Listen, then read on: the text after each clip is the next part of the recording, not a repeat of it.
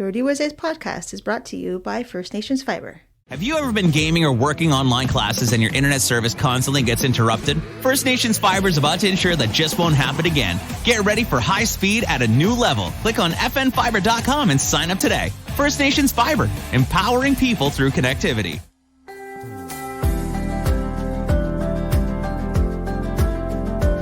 Welcome everybody to the Beading Table with your hosts, Degoryakwa Standup and myself, Leith Mukiwa. Today we have an exciting episode because we have our first in-studio guest. Welcome, Miss Terri Thomas. Gwegwe, Terri, how you doing today? I'm doing pretty good. Nyao for having me. You're very welcome. Terri Thomas is a Iroquois-raised beadworker from Kahnawake. She has done countless beaded projects. I consider her a close friend. And we are very excited to have her here. And we're going to get right into the questions. Terri, can you let us know just how long have you been beadworking for? Well, I made a pincushion in grade 5 for my mother. It was a heart-shaped winsy, pink velvet with lace. And we beaded the word mom on it in grade 5. And then I didn't touch beadwork for maybe 25 years. And I picked it back up in 2006 when I was graduating from Radiwanahnirdats. Pauline Loft instructed us how to make our own moccasins for graduation. Mm-hmm. And I made my first pair there.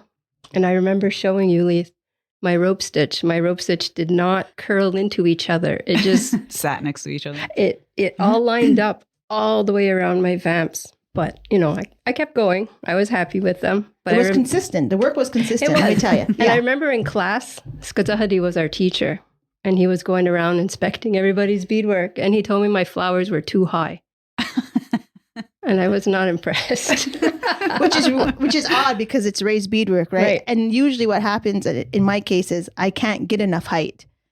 So, I mean, you were one step ahead. You got lots of height there.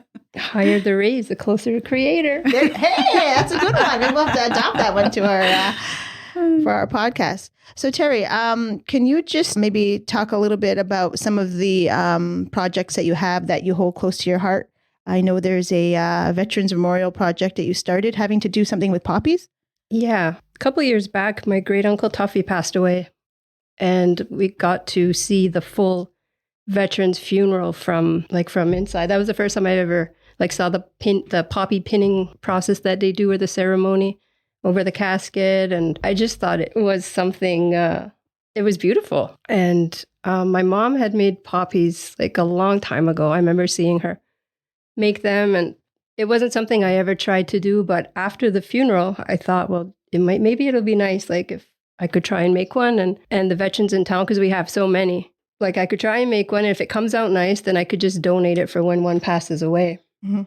So I tried to make one, and I thought it came out nice. We're our own worst critics. Mm-hmm. And I really liked it. So I said, let me just keep going. So I made a few more and got in touch with someone at the Legion. I mean, I know I didn't need permission to do it, but I kind of needed a liaison to let me know when someone passed away, or, to give the poppy to somebody, because I wasn't going to go to the family's mm-hmm. home. Mm-hmm. Although we have, if we're close to the family, then I'll bring the poppy myself. But I had a liaison at the Legion, and she facilitates getting the poppy to the veteran's family or the veteran themselves. I put it out there to ask anybody if they wanted to donate to this project. Making the poppies are kind of like an in-between project, in between my orders, in between donations, whatever. If I have, a couple days, I'll make a poppy or two just to have on hand. So that's kind of what I'm asking somebody else to do. It's not like a full-time beading project. It's just if you have some free time and you want to try and make a poppy, then please make one and donate it. You can get in touch with Terri. Probably the best way is through Instagram. It's beadwork.by.terri_Thomas. I also got a call 2 weeks ago from a man in Edmonton looking to buy a bunch of poppies for his bagpipe crew or team or group. And unfortunately, I told him I couldn't fill that order. So if anybody out there wants to make poppies, I have a connection. So just get in touch with me and I'll hook you up to the man. Maybe we'll just, here's me saying, here, I'm going to post a picture. But this time I really will. I'll post a picture linking Terri's rendition of her poppy. And then if anybody wants to directly inbox her or maybe inbox us, and we can try to steer you in the right direction, that would be great. Can you just let us know maybe just how many poppies you think you've made so far for this specific project? Between 8 and 10. Oh, that's a lot. It's a lot when you think of like the significance of what it's going for. That's a lot. And then I made a few for my family who are veterans or in the service now. So I've given them so they can wear that for Memorial Day and Remembrance Day. Very nice. So, Margaret, do you have any questions? No, I'm just rolling with it right now. Okay, so I'm steering this boat, let's just say. Yes, you are, because I have no notes with me today. So, Terri, aside from that project, which is obviously very inspiring, can you let us know maybe, and this was a direct question from Instagram, what gives you inspiration to bead? Wow. Inspiration in designs or just... Yeah, because you said you started in grade 5 and then you had that 20-year hiatus and then again you started in 2006. So like there's something that has catapulted you from then to now, and like I'll be like, you're in museums and stuff like that. So, and you're in collections, right? You have a mask, beautiful two beaded masks that are in traveling exhibitions. So what is it that keeps you beading? Well, I really enjoy it. That's when we did the moccasins. I just found it really empowering, actually, because I never considered myself artistic. I can't draw. You can swear on our show. Yeah. I'd never thought I was artistic. And then seeing the moccasins, I mean, looking back on them now, they're a little cringy, but, I was so proud that I learned that along with learning the language at the same time. They kind of went hand in hand to give you that empowering feeling like I'm learning something that has been done for hundreds of years. Mm-hmm. And I just wanted to continue it. So I remember my brother went to Indigenous Games the year after I graduated, and I made him a pair of moccasins because he didn't have any.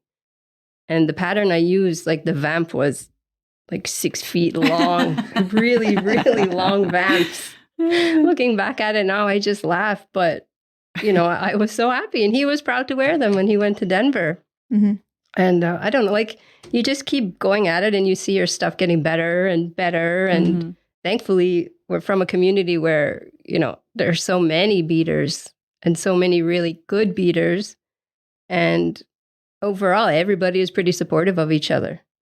So like you see everybody posting their other things or, you're before Instagram, you got together and you saw somebody's moccasins and wow, let me see that. And you check it out and you ask them tips and tricks and you just get better. And I think that's the drive, is to just keep honing the craft, but also to keep making things because it's important, because we're still here, we're still living it, and we're still doing it. And I think that's really important to pass that on and to keep at it. With that being said, does your daughter have any inclination to bead?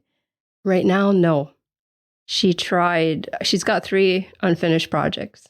She has a little stocking ornament that she velveted and tried to put white around the top, gave up. She tried to do vamps in class. She gave up. And actually, she did the orange shirt from Jessica Hernandez. Yeah. They did that in class and she finished that. So she was really proud of it. I haven't seen it yet. But right now, no. Well, she hasn't hit grade 5 yet, so next year is going to be the inspiration. Another question we had is, what is your favorite color combination? Anything green. Like I was just organizing some of my beads and I have like just 2 racks of just greens. So I like greens. I like burgundy and green together with like a pop of blue. Earth tones, kind of. Gold, burgundy, some greens. That's kind of my go-to all the time. But then I use certain, like I posted on my Instagram, like my favorite color beads that I always kind of have to, it's kind of like a orangey yellow and then a brighter blue. And you have that maroon too all the time. And a green. Maroon and a green. Yeah. And reds, like sometimes they're like a brighter red. A bright red, yeah. I like bright red. Like the moccasins I just finished was the yellow, the red, the orange, and a bright green. Off the black, that one? Yeah, the black. And when I do men's pairs, they always kind of tend to go in that color palette. I don't know. Interesting. You said earlier that you had made yourself some moccasins for your graduation from Radiwana Nirats. Can you let us know maybe how many beaded items you've beaded for yourself? Just from personal experience, I don't have anything really. aside from like my wedding outfit, which I cut up, but Oh my God. but like I don't have things like that. So I was just wondering, like, are you more inclined to bead? I mean, obviously you bead for your family, but are you more inclined to bead for yourself too? Or no. I think I have 3 pairs over the years since 2006 that I have for myself. I have a frame that I thought I would sell, but when I looked at it, I didn't like it. So I have that in my cupboard. And I have those community challenge pieces from Jessica's. So I have those that I didn't sell, and I just have hanging in my bead room, so only I can see it. Mm-hmm. It should be somewhere in the house. Because I just thought, like, once I'm gone, she's not going to have anything. That's right back to what Margaret said. That's mine. The same thing for me. Yeah. So no, I plan, like, I'm not taking orders. Yeah. So I plan to do things. Mm-hmm. And have them. Lovely. And you, Margaret, do you have anything beaded for you? Like anything that you... Same thing. And it's funny how we keep things that we don't like. You know, like I have stuff where I was like, this is kind of ugly. Nobody's going to want it. And so I keep it, or whatever, you know. I have a few pieces. The only thing I did the same, I did Adiwana Hanirdat's, and I made my own. I think you were our teacher at the time. And the one who doesn't teach. But yeah, I have those. They're god awful. Like my beadwork, same thing. I look at it and I cringe. And there's like big blowout holes in it now because I wore them like to death. So they're in a hutch. And I have all the community challenge pieces. Okay. Well, I have one actually. I didn't finish the other ones, but I have a frame. That's the only thing that I really liked was the frame. It was a big frame that I did years ago, but it was like more inspired by my grandparents. So it was like the colors that they liked and whatever. So I kept that, and that's pretty much it. But same thoughts about it. Somebody had, said before, like, I give everything away or I sell everything. So what are your kids going to have one day? So exactly. Yeah. So, and the only other thing is my kids' stuff. They have stuff that I've made for them. So that's pretty much it. Now, Terri, you quietly said something, and I'm just going to ask you for all of our listeners. Do you take orders? I do not take orders at this time. I have a list of people who've inquired. Do you have a real list or just a pretend list? No, I have a real list. I save all my inboxes of inquiries. Oh. So I have them there in chronological order. And, I didn't make any promises. I just said, I'll get back to you when I'm ready. If you still need moccasins or a frame or whatever, then great. If you don't, no pressure, no worries. Mm-hmm. So I do check in with people every now and then. Mm-hmm. I have orders scheduled for like a graduation in December, a graduation next year, but I'm really limiting what I take on. Yeah. Okay. Everybody wants to know, what about beading makes you tick? Because it's not all rainbows and butterflies all the time. There's always something. So what is your something? I think just making something that will last, or it's a part of history. It's a part of... That's what makes you tick? Yeah, we are. To have something tangible that will be there for generations. I don't know. I don't really do it for money because we're all undercharging ourselves. Yeah. If we really charge what we should, we wouldn't sell any pieces. No. So... Isn't that crazy? Yeah. Mm-hmm. Yeah. But, so I like to just have something there, and I like to think that it'll be there for a long time. And I don't know. I just like to bead. Mm-hmm. Mm-hmm. We can understand that. I think that what you just said in terms of what drives you to bead, just the love of beading, is I think something that Margaret and I both can share. I think maybe just to end this portion of the interview would be good, because there are so many questions I think you in particular would be able to impart some of your beading wisdom to, and maybe add a little spice to our conversation. Is that cool? You think that's a good idea, everybody? Mm-hmm. Yeah? Mm-hmm. Okay. So one of the questions we got from Instagram, and we're going to start with some Instagram questions, just because people took time out of their day to drop us a line. So first question, favorite beaders and why? That's big. Anybody want to go first? Crickets? I have 2. Okay, awesome. Well, one is Merritt. Yay, Merritt! For me, I love her color combos. And yes. That's Merritt Cross from Kahnawake, everybody. Yes. I'm personally a busy beader. I like when you look at a piece and it's full. And I find her aesthetic is often like that. Like she uses all of her space and it's like really well, spaced out and everything. So, and her colors, I just love her colors. My second one is a newer one, and I wish I had her name. You may know her because she's been at Santa Fe before. Sammy. Oh, I'm so sorry. Jacobs. Yes, she's not from Kahnawake. No, I believe she's Tuscarora. Her and her mother. I believe her mother is Mary Jacobs. Yes. Yeah. So I love looking at her stuff on Instagram. She does more of, it's almost like art. Like she'll take a picture of a bird and then follow it and do the bird. Or I remember she did another one not too long ago. Actually, it was a few years ago. I believe it was a vase and then there was like different animals and creatures on it. Like she does different stuff like that where it's a little bit innovative and it's out of the box from what we're always doing, like where it's all floral and stuff like that. She does it's very artistic in a sense. Like it's a different type of artistic creation. So that's another one that I enjoy like looking at her stuff and seeing what she's doing and what she's creating and stuff like that. So. Okay, correction. She's not Tuscarora. She's Seneca. Excuse me, I didn't know. And her name is Samantha Jacobs. Okay, yes. I just had to check Instagram. So, yeah. Yes, thank you. Because, I wasn't prepared and I didn't have her name ready. I think this is an area that I'm not too familiar with in the sense that I don't like keep track of people.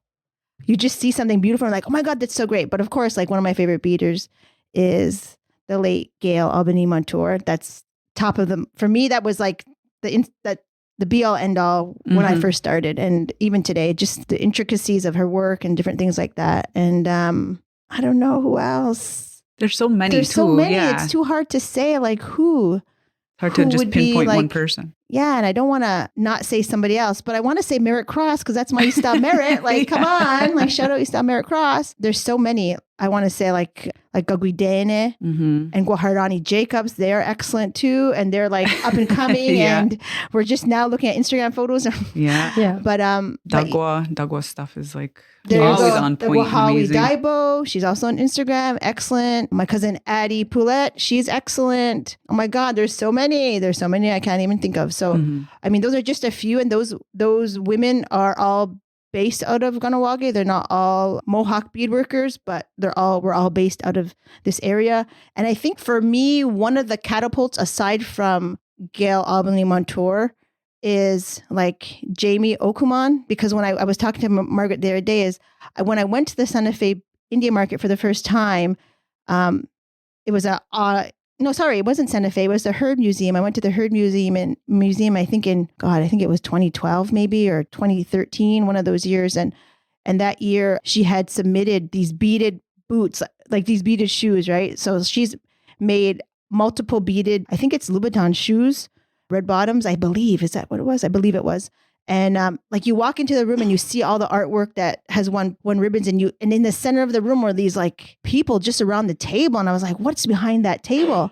And there it was sitting where these like beaded shoes or boots. And it was just like, oh my God. And just, I think for me, like, because I never experienced that kind of like, I never saw art. Like I'm not really an artsy kind of gal in that terms, like going to museums and different things like that. But, I think to see that and to see the innovation and taking maybe beadwork from like, it was just something interesting and new. And I thought it was like very inspiring. And I've always been inspired by that to say like, you know what, you can do anything. Like you can take something and make it your own and manipulate it and make it something that reflects who you are as an Nguhua person or anybody in general.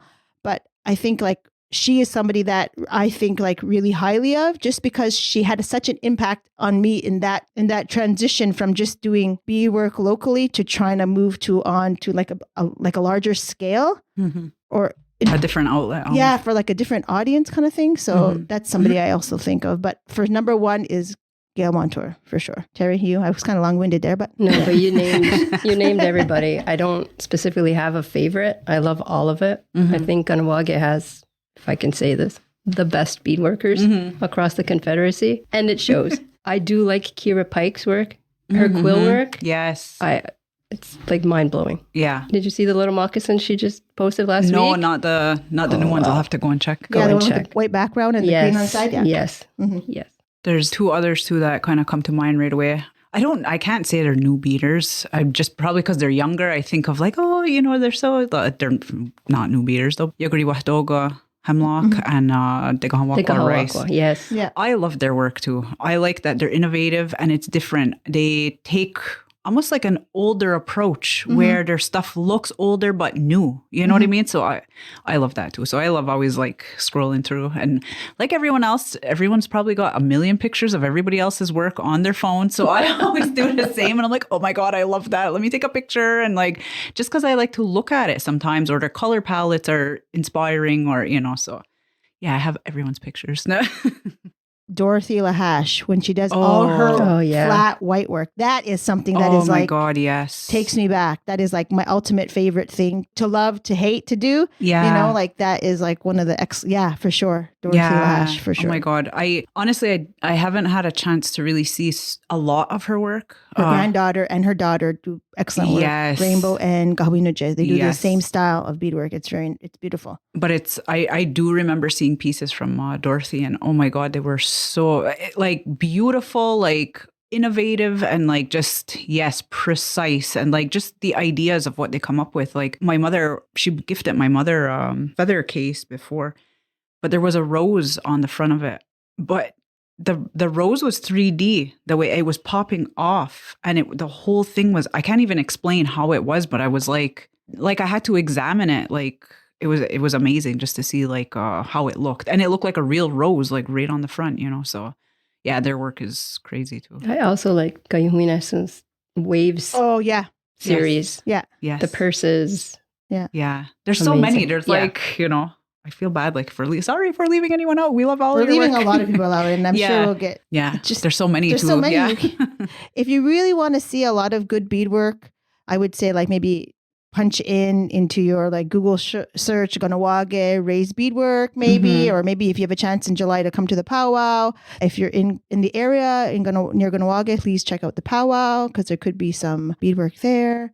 So we talked about some of the seasoned beaders that we kind of admire, look up to, or just really like their work. What advice would you give to someone who is just starting to do beadwork? I usually tell people like start small. I've had a lot of people that have come into my classes, beginner, and jump into doing vases or like yokes. And those are, anyone can do it. You can. I can't say, like, I'm not saying you can't do it, but it is sometimes a little bit discouraging when there's a lot of work involved. It's super tedious. And then the overall construction of it is really hard. It does put you off. As a seasoned beater, sometimes I'm like, oh, I don't want to do that. Like, so I would say start small, work on smaller things. Don't overwhelm yourself with colors. Sometimes some people, I've had some classes, like some students where every color needs to be set before they even start, but then they never start because you can constantly be changing those colors like all the time.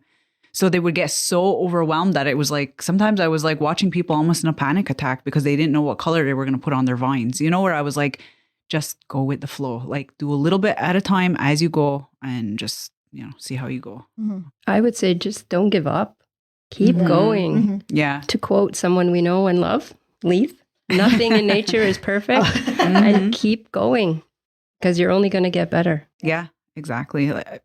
So often people will, I think because there's the beaders within Kahnawake right now, the elevation of work is like really crazy. You can't tell who's brand new, who's not new. Like everybody is doing amazing work. So I find sometimes some new beaders get discouraged if their work doesn't look pristine immediately, or if it doesn't look like somebody else's work, so you have to kind of let that stuff go and just keep going and do little bits, take pictures, and you could see like what you were saying, like your progress over the years. And some of us, it takes years to get to a different level that, so you just got to keep going, keep trying.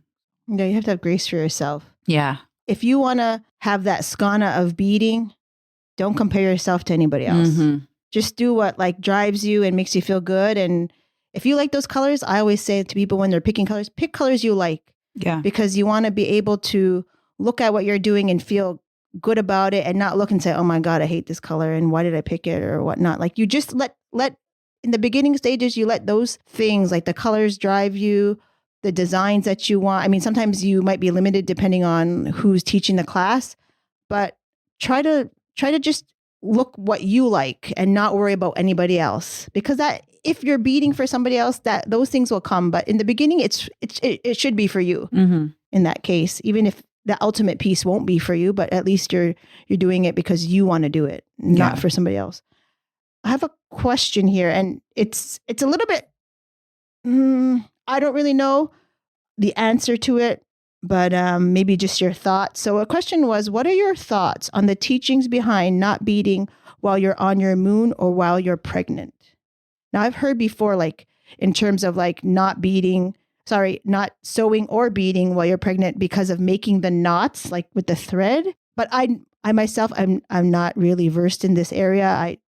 There are certain things that I did when I was pregnant that people would like, I don't want to say old sayings, but I guess teachings about different things that not everybody else follows, and that's cool. But any of you have any information about this subject? Yes and no. My mother's older. She has a lot of older, all right, I'm probably going to put my foot in my mouth here, like old wives' tales a little bit. To me, some of them, I question all of these things, like a lot of our old beliefs, a lot of our old, where are they warranted from? Is it an old wives' tale? Is it fear-based? Is it like holding me back? And here I'm like, okay, well, I can't do that because of this. And really it's just bullshit, so I always question these things because I don't need more limitations on my life, so I always really question it. Some of them I do question, some of them I don't follow, some I don't believe. And some people do, which is totally fine. So I think it's, the teachings, the only thing that I could think of behind maybe your moon time is your emotions. Because we all know that. We've all heard like, don't cook, don't do certain things when you're angry. When women are on their moon, we can have a lot more emotions. We're a lot up and down, things like that. That's what I kind of look at.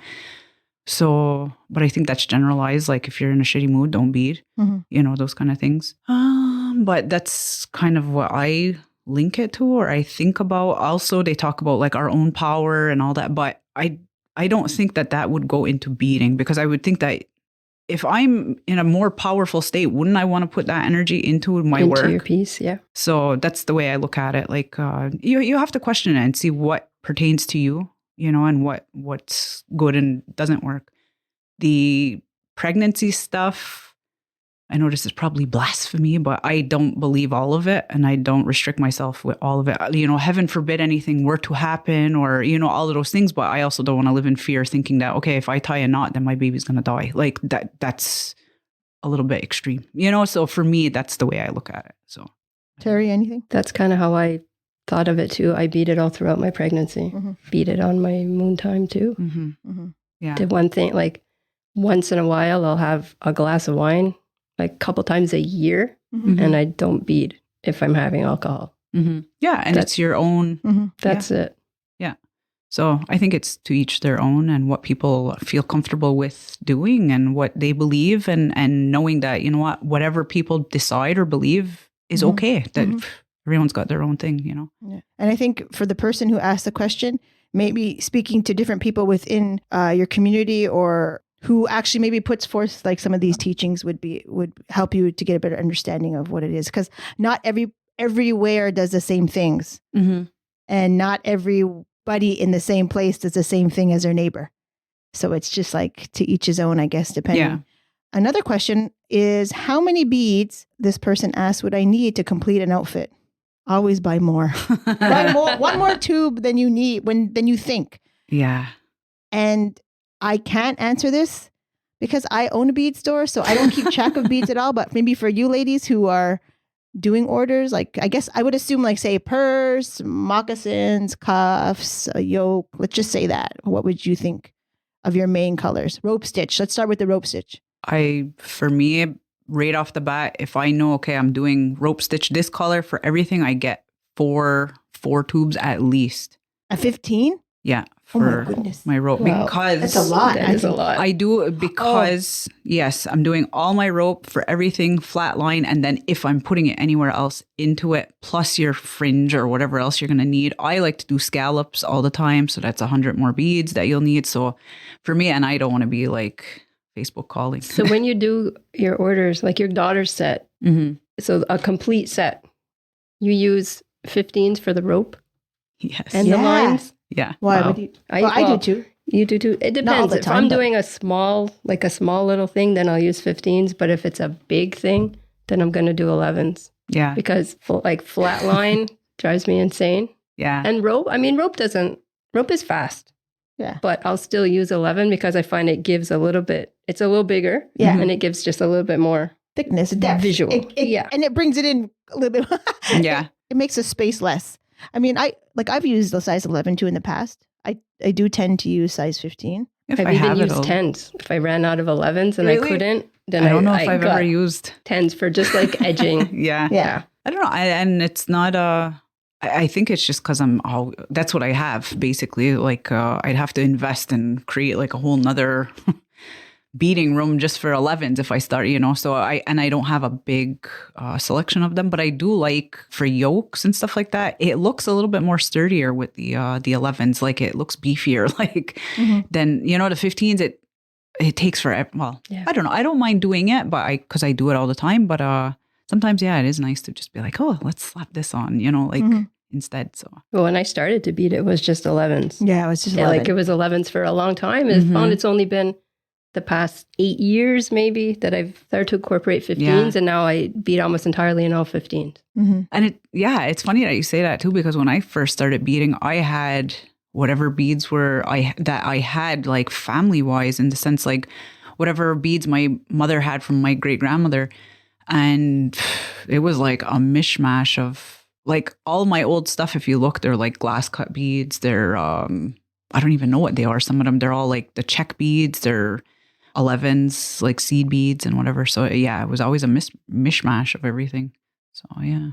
So I think for your main color, you should probably buy at least 2, if not 3 of the same color, because we have to remember that the dye lot sometimes changes. So it could be off a bit. And then you always want to have at least a full tube of whatever flowers you're making. If you plan to mimic the flower like more than 10 times, I would say maybe get another tube just to be sure. But it's very, very, very important to make sure you have enough beads before you start your project. It's very important before you end up with less than a quarter of a tube to inquire if there are more beads, because unfortunately people have come into the shop looking for beads for graduation things and they're not available. Yeah, we just recently, I had 2 women come through and their dye lot was different. Yeah. So they had beads from I don't know when, and Probably years ago. Yeah, And and even for myself, I just did a piece, and I did the whole. Well, this is what I got. This is what I like. I'm going to use it. And when I went to use it, it looked great. But now I was doing a collaboration with somebody else, so I had to pass on the beads. So I gave her the number. My beads were actually faded.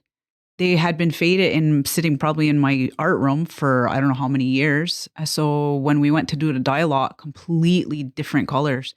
So that's basically all we had, whatever was there. So we were like counting beads, trying to, finish it.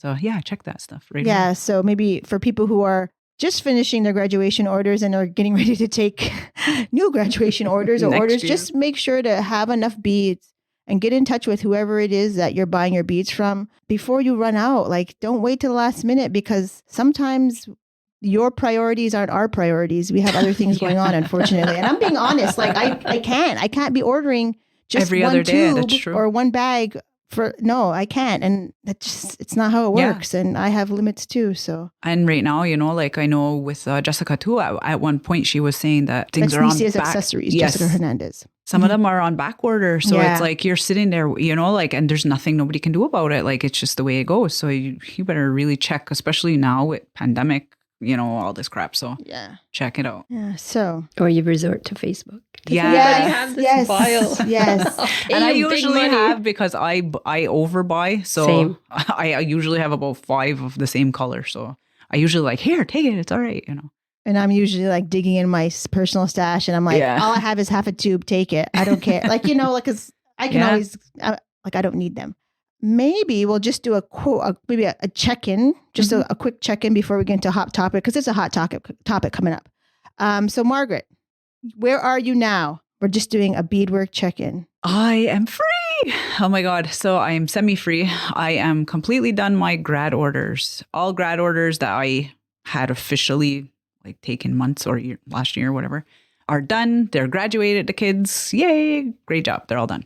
I took one last week, last minute, which is for it's for Monday for KSS grad. That one I think I mentioned it last time. I took it on very last minute, which was okay because I get it. The mother is working. She has 2 kids graduating this year. She is working on all their stuff, trying to get everything done. And she's, so I said, all right, I'll take on, I had a little bit of time. So I just finished those yesterday. They're gone. She took them. And now I'm working on past raffles that, thank God, they were all okay with like me just getting all of my other stuff done. So I have Cal Taylor won one of my pairs. So that I whipped those up last night. So they're all attached. She just has to come for a fitting now. So that's done. And then I have 2 more two more, and then the big one for the fall. So, and then I'm really free after that. Terri, where are you in your... Well, I took 1 grad order this year.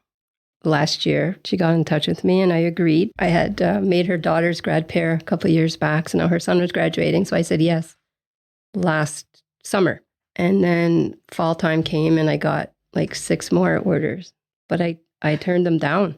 I just really struggled. I struggled a lot the past 2 years to get motivated, to want to bead, to like what I was beading. I don't know. I don't know if blame COVID, like we're blaming it for everything else. I don't know what it was, but I apologize to all those people that I turned down, but I couldn't do it. Yeah. And I struggled with this last pair because they wanted beaded cuffs, beaded ankle cuffs. And that's not my favorite thing to do. Mm-hmm. Every time I measure, it works. But then when I go to sew it on, it seems like it's always like off a bit, quarter inch off. I don't like them. Long story short, I didn't think I could do it. And I even messaged her and I said, how bad does he want beaded ankle cuffs? I'm sorry, I never did this before on an order, but I don't know if I can do them. Yeah. And she said, well, he does really want them, but he'll understand if you can't. Because they're an artist family as well from BC. So I really appreciated her and him for understanding. But after she said that and then seeing everybody else bust out their stuff on Instagram, and I was like, I can do this. And then I plowed through it. His grad is on the 30th. And I know I had given myself some time. I said, if I don't finish it like soon enough, I'm just going to jump on a plane and deliver it myself like a few days before his grad. Yeah. If I don't have enough time to mail it. But they went out last Friday and she got it on Monday. Excellent. Oh, wow. Yeah. So now I have like just projects that I want to make baby moccasins for your store. Oh, yay. So I'm like trying to finish that. We had a family wedding back in November that I had wanted to bead a frame for. Just never got done. So that's on my table. And other baby moccasins for a family friend in Agwazasne who had a baby in May. So I want to get that done. And then I said I have an order for December. And my daughter just finished grade 4. So I asked her yesterday, I said, well, we got to start thinking of your grad outfit. And she was like, Hanyo, it's 2 years away. I'm like, but I'm not a fast beater. And that comes fast. I'm not a fast beater. Yeah. So I need all this time to kind of prepare and at least think about it. Or let's pick colors or do a design at least. Yeah. And it's hard though. It's hard because I started the same thing like a few years ago thinking like, okay, but my daughter changed her mind so many times. Even within the, like when I first just started them, she was like, well, I don't think I want that anymore. So I'm like, well, you better tell me now because now I'm starting. Like I need to know now, so it's hard to change too. Well, I made a set for my niece 2 years ago. So it's black velvet and just all white beads. So worst case, we have that. Oh, yeah. I would just have to make moccasins. She got her cuff, she got a purse, got a yoke. My daughter can use that. But she's like, okay, I'll think. We'll see. Yeah. And what do you got going there, Miss Rutherford Falls? Oh, my goodness. Please tell us. That is amazing. How did that come about? I got an Instagram inbox from Jamie Okuma. Sorry. I keep saying ma, N, like N. Jamie Okuma, and she had asked me to call her back, and I was like, there's different things that happen like on Like, is Instagram. this a hack? Is this like real? Does she even know who I am? And so I was like doing my investigation, my Google investigation to see if it was true, because I wasn't like, so I didn't call, I just text, and sure enough, it was her. And we had a conversation, and it was like, this is secret. And I was like, oh my goodness. And so like, I was like, oh my goodness, like interesting. She was directing the key art for the second season of Rutherford Falls, like promotional key art. And they were looking for a raised beadworker. They had a raised beadworker that was going to be on the poster. They wanted another one from what I know. And Jamie's work was going to be on there as well.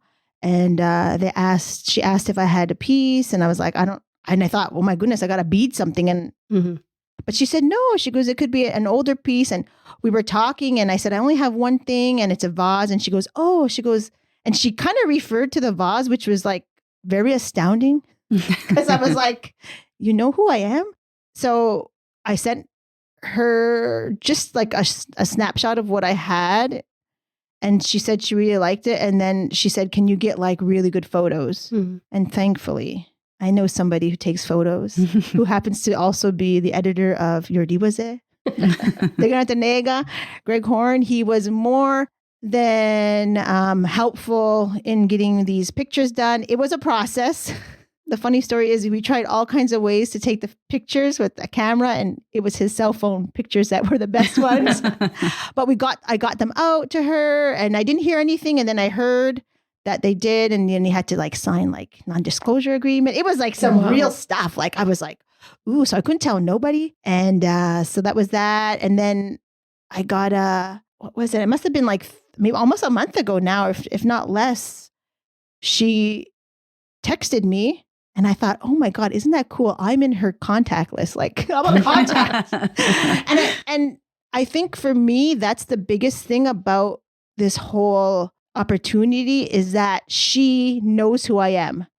That means something to me. I mean, like I had mentioned earlier, like she was one of the artists I seen at the Herb Museum, and then again at Santa Fe and different things. And I just thought, oh my God, this is like a badass lady. Like, she's got this, not just started beading like these beautiful, intricate dolls, but then moved on to like incorporating her beadwork onto more like contemporary things. And now she has her own like fashion line and different things like that. To just be in that realm was enough. And as corny as it sounds, it made me feel seen. And I told her that. And I was just like, like that sounds so like corny, but that's how I felt, And so she had texted me and just said, hey, did you see the poster? I'm like, yeah, I had seen a draft.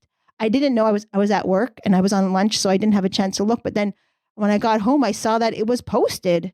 Like the final Peacock promotional poster for the second season of Rutherford Falls was out, and there were my flowers. They didn't look the same, which I knew they weren't going to, because they manipulated them to make them go more cohesively with the art, which is fine with me. Like, it doesn't matter to me. But I thought, like, those are, it's just a few flowers, but those are my flowers. My flowers are there. And you know what is so wild is that I saw somebody post that it was in Times Square. Well, Jamie actually texted me again. I'm in her contact list. Texted me to say, like, look at this. And I was like, oh my God, crazy.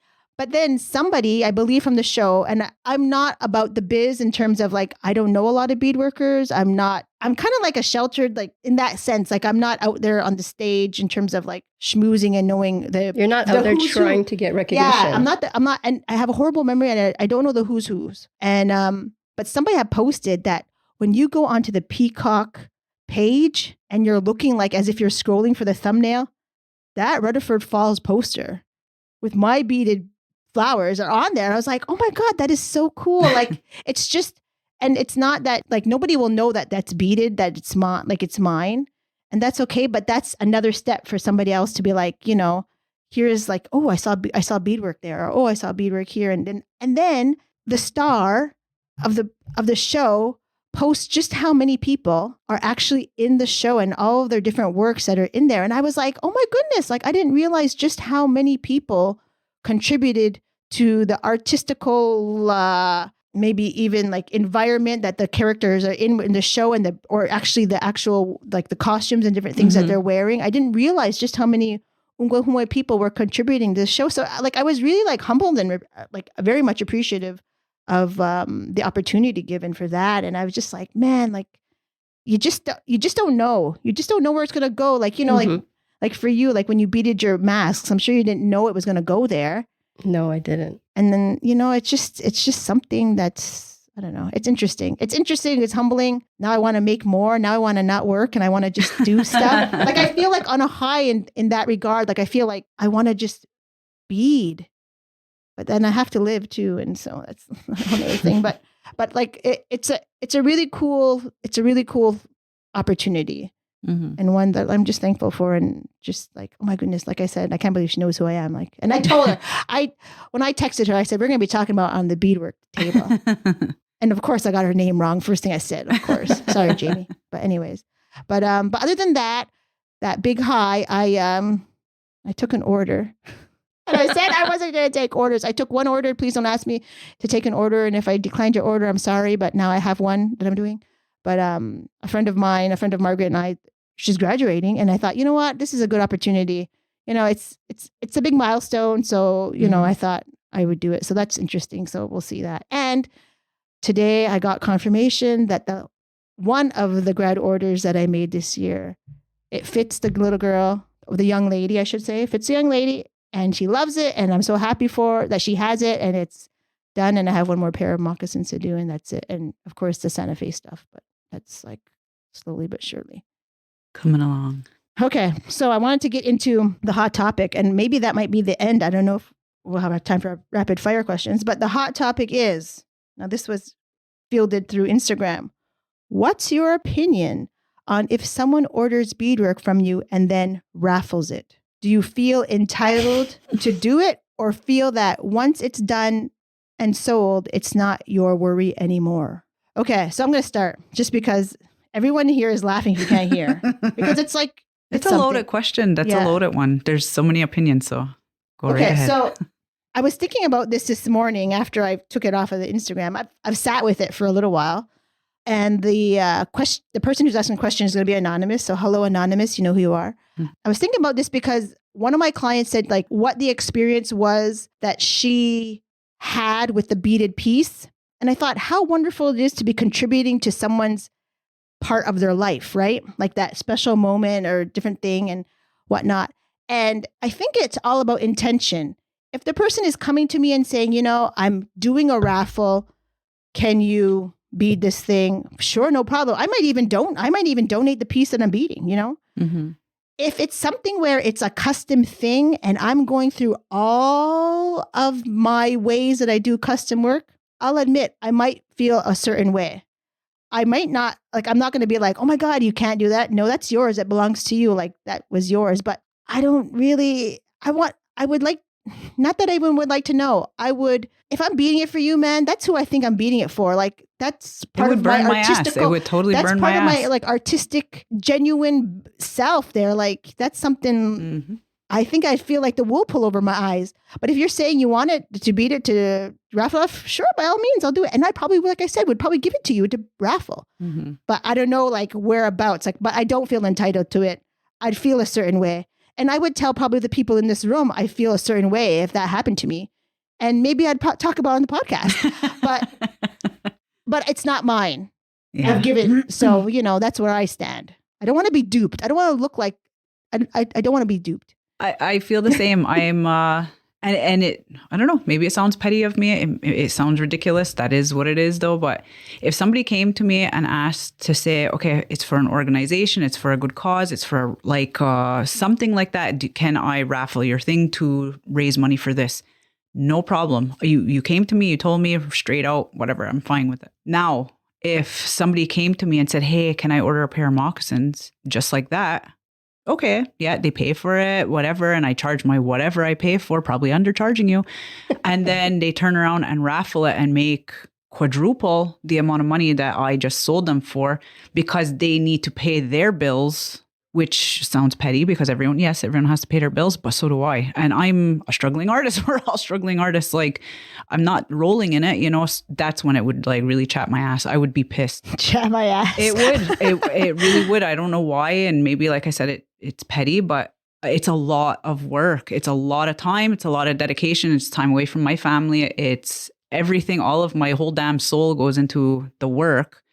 And then you feel ripped off a little bit, it goes back to even like my whole philosophy, even with my store. Like, people bring their stuff to my store. Like, here, I'm like, oh no, you can't benefit from me. But that's what happens at my store.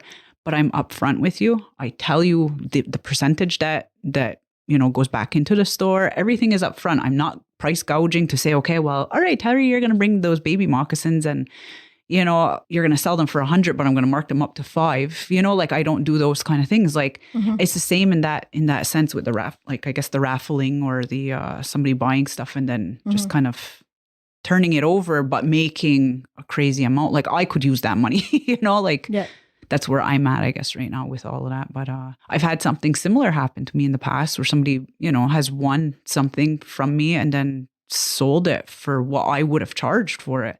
And it did kind of sting a little bit where I was like, okay, like, but like you said, like, it's theirs, it belongs to them. They can do what they please. But I did feel a certain way about it. So what about you, Terri? It's never happened to me where they went and sold something, but I made something for someone. And then somebody that they knew was asking if anybody had this type of thing. And she said, oh, I do. I'll give it to you. And I saw that. Mm-hmm. And so I inboxed her and just said, I gave it to you. It's yours to do with what you want. I saw that you wanted to give it away. I hope you don't. But if you do feel like you want to give it away, then give it back to me. I said, because same, countless hours making this with you in mind. Yes, it's a piece of you going to that person. All the good intentions, good feelings, good wishes for you went in that piece for you, not person you want to give it to. Yeah. So bottom line, it's yours to do what you want, but I wish you wouldn't.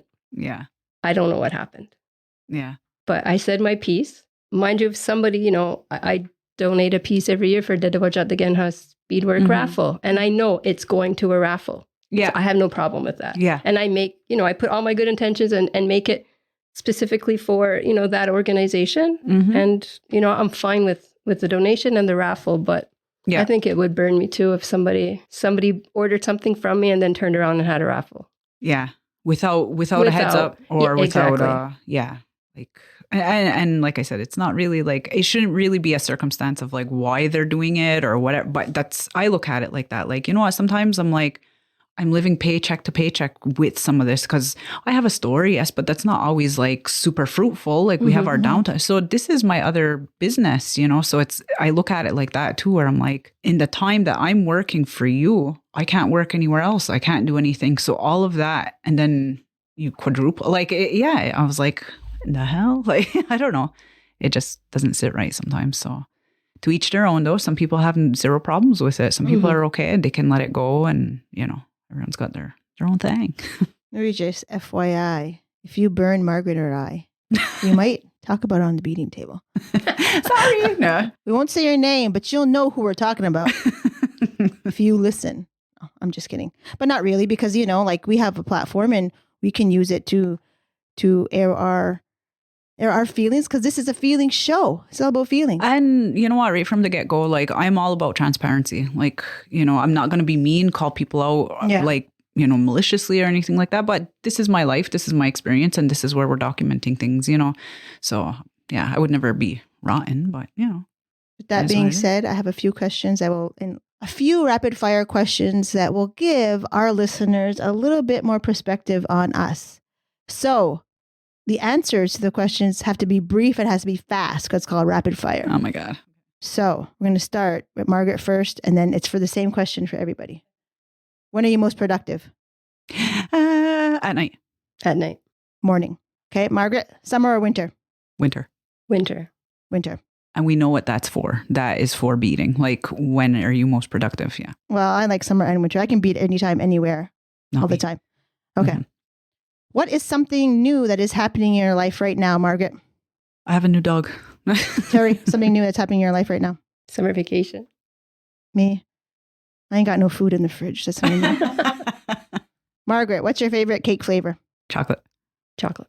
Mine is carrot cake. No raisins. Margaret, What? what's your biggest beadwork strength? Oh my Oh God. boy. Picking colors. I love doing it. I love it. I don't know. You don't know? I don't know. I don't have to use a ruler when I do a line next to the edge. Oh, I don't either. Oh, me neither. Yeah. Cool, that's two people with the same strength. Excellent. 3, yeah. Okay, Margaret. Oh, you said you also don't need a ruler? No. Excellent. Okay, good. Describe your beadwork in 3 words. Oh, Jesus. Very neutral. Oh, not neutral. It's like calm pastels. Calm pastels. There you go. Neutral calm pastels. Okay. Okay. Terri, what's yours? Symmetrical. Oh, yeah. Precise, detailed, fussy free. I don't know. Fussy free is like. Mine would be busy too, I guess. Throw Yeah, that in they're there. the opposite. You're Yeah. more busy, and I'm less I like busy. everything. I like it all covered. And Terri, you're not either. Like right down the middle. I don't know. I have a hard time adding like the little, I call like the little dot dots. The add-ins. Yeah. Like to fill the space, but also I like a white space. Yeah, me too. I like Not the color white, just, not like so. Yeah, like the negative space. The Yeah. negative space. Yeah. So Yeah. I'm having a hard time trying to balance the both. I'm trying to get out of the box. I don't know. Yeah. This year, I think, is a year for growth and exploring. You mean the My end of beadwork. 22, 23? Well, I just said now this grad till next grad year, I guess. That's our season. Yeah, I'm just gonna Yeah. just try different things. Okay. What about beadwork intimidates you? Oh, jeez. Loose beadwork. If I just did something and it was loose and I felt it, I was like, oh my God, that's what intimidates me. I want it tight and it's not, it's hard sometimes, especially on yokes. Flat line work. Really? It's hard. Me, it's my last best project. It's always trying to get better than that last best project for Oh, me. God. That's what really And gets it haunts you. me. It haunts me, yeah. Okay, Terri, what would you use if you didn't have access to your flower patterns? I just try and draw.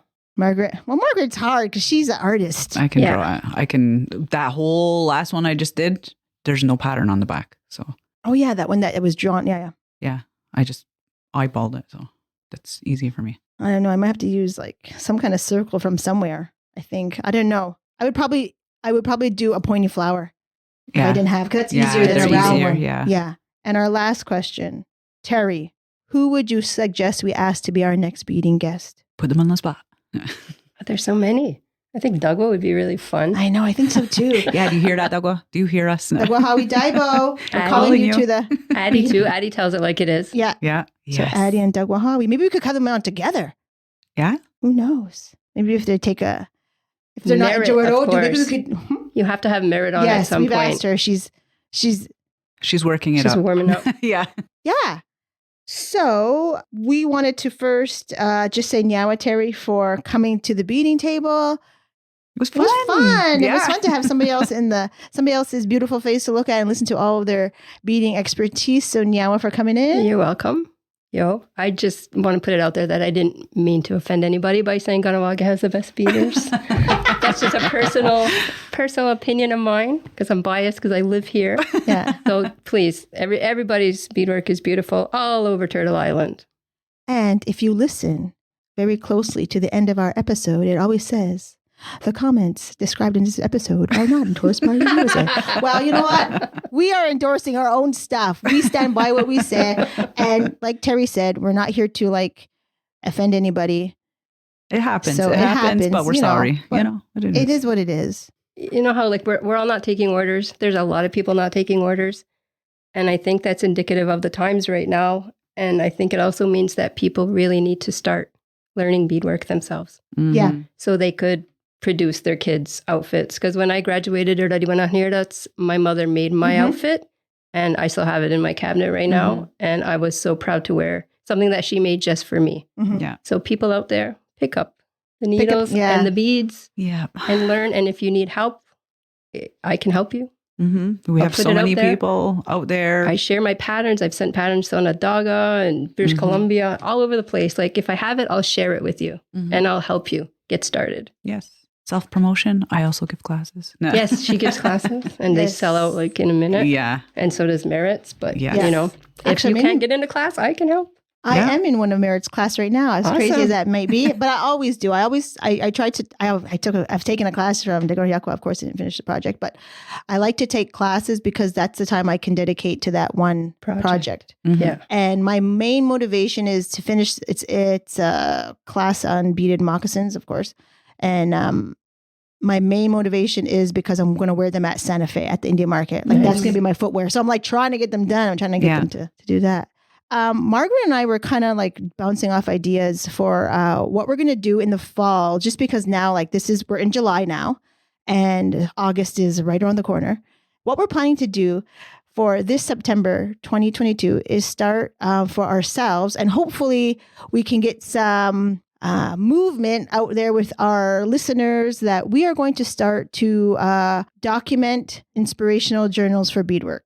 Mm-hmm. And how we're going to do that is actually something we talked about last podcast, about printing or looking back at some of the things that we've done in the past and then seeing how we've progressed as artists in our art form of beadwork, and just like maybe jotting down ideas about different things that we're thinking about what we want to do with beadwork, some of maybe the things that we've like maybe felt while doing beadwork. And we're going to have notebooks. Like I have a notebook now, but it's not necessarily dedicated just to beadwork. It's dedicated to the podcast. But I always wanted to like put a portfolio together. But I thought like, what a new way for us to be more interactive with our listeners by posting monthly questions or even weekly questions, depending on if it's on the Instagram page, about like different things that you can maybe journal in your journal about beadwork, and then maybe like share it or share your answers, or maybe share like maybe some of the photos that you have towards the end of our maybe December 2022.